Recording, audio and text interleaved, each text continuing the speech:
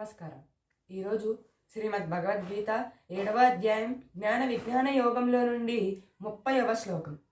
సాది భూతాది దైవం ను సాది యజ్ఞం చయేమః ప్రయాణతోస్మి చ మాం తేన విద్యుత్యక్తచ్రేతపః.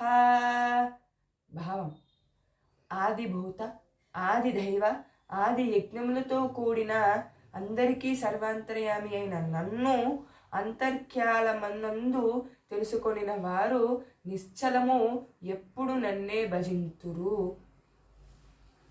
ఓం తత్సదితి శ్రీమద్భగవద్గీతాసు ఉపనిషత్సు బ్రహ్మ విద్యాయాం యోగశాస్త్రే శ్రీకృష్ణార్జున సంవాదే జ్ఞాన విజ్ఞాన యోగో నామ 7మోऽధ్యాయః.